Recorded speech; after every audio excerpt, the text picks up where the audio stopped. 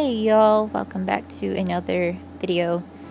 In this one we will be doing another character design process. I will try my best to explain, but I cannot promise anything. Please do not get your hopes up, but please do enjoy. Anyway, as far as who you are seeing right here, this is my character, Moonlight. She is a Toiger, and initially she she did look like, the standard Toiger. If you're not familiar with the breed, it is a breed of cat. Essentially, the short version, from what I understand, is that they bred a Bengal with a specific tabby that had these markings on its face, and boom, you got a tiger-looking toy, or you got a toy tiger. There you go. God, I'm gonna fumble over my words so much. Whew. Okay, anyway, but I already had a Toiger character. You might have seen him before.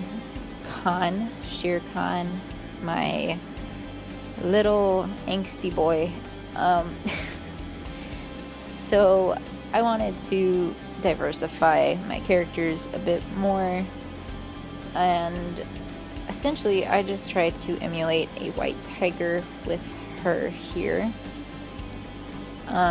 Also, just to clarify a little point, the full body that you see here was the first one that I did, and I accidentally made the face in a way that probably isn't totally correct to her, but that I liked, and then I wanted to pop on her anyway, and I just failed it with the other two, or with, the full body above her and then the portrait you see there.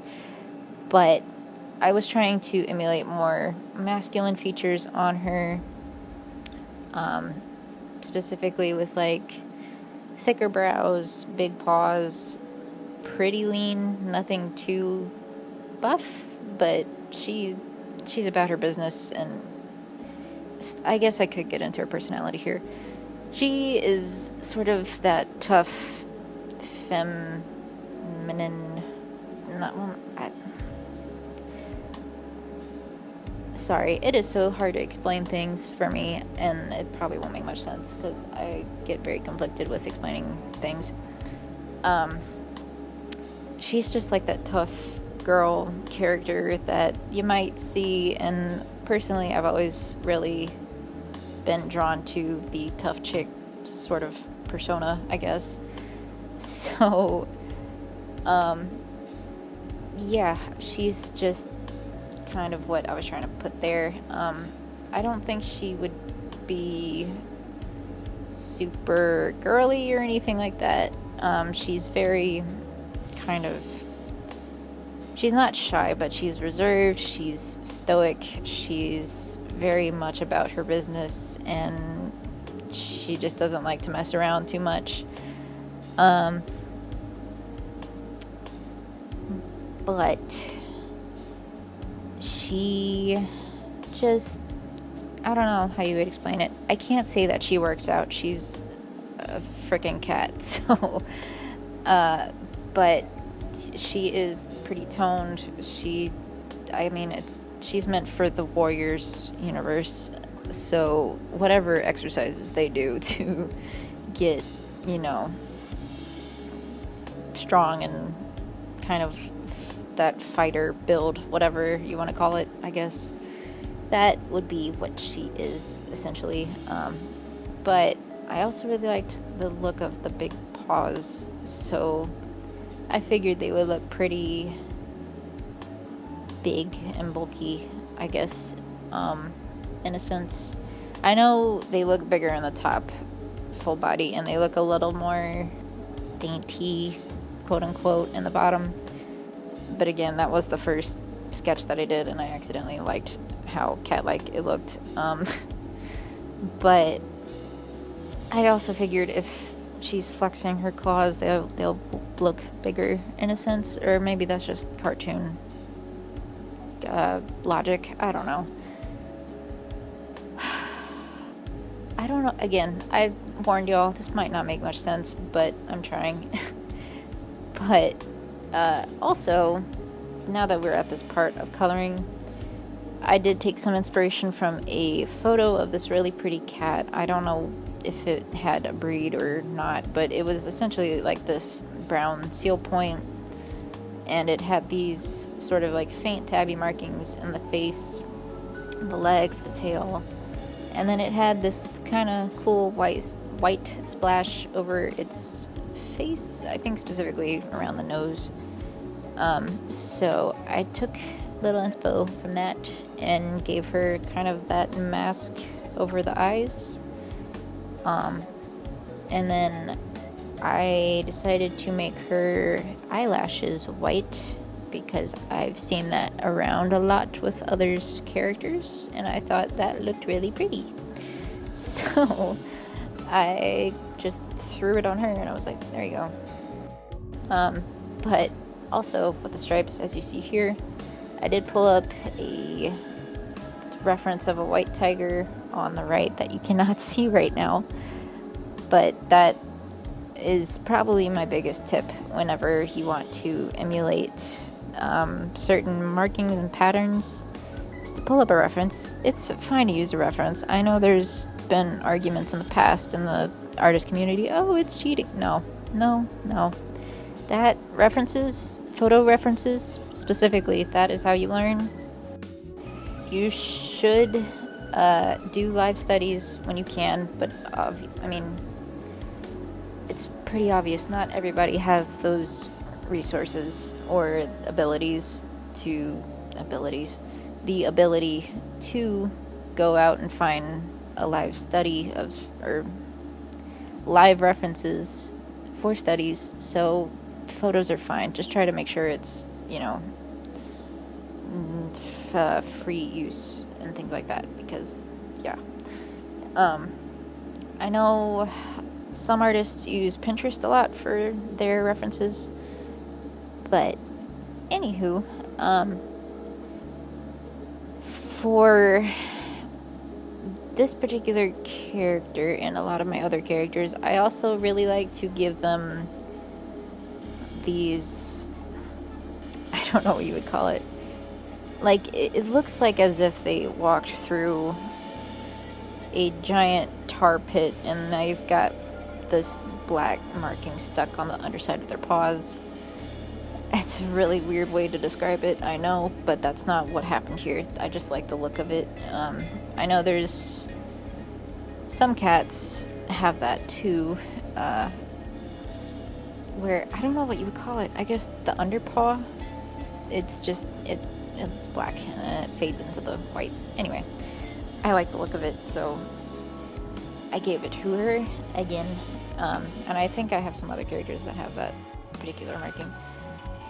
But anyway, I also didn't want to make her stripes too much of like a tiger. So because she's not just a tiger. She's a toiger. She's a cat. I like the natural look of markings, so she's got a little bit of tabby in there. Which, if you, I don't know how you would explain this.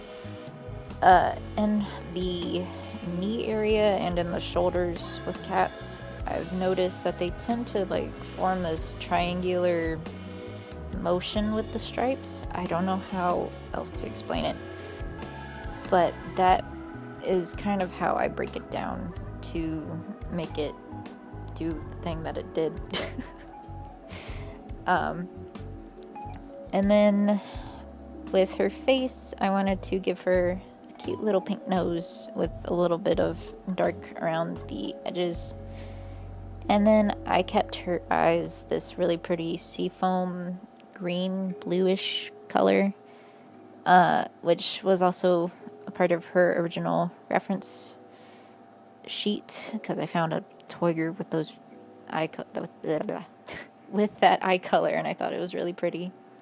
So that, also, I think I gave her bottom lashes a dark color. I think I gave her the same black tone as her stripes for her bottom lashes because I thought it kind of made her eyes pop in a nice way.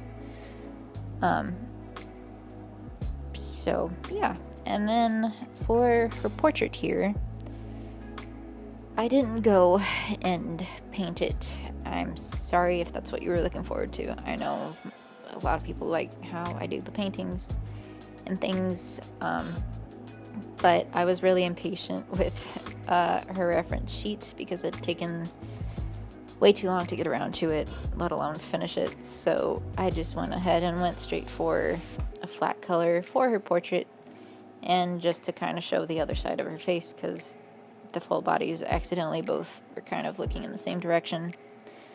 So I went with that, and then the white spots behind her ears are emulating tiger's ears and things like that. I'm trying to remember anything else that was specifically popping out to me that I wanted to emulate with her design.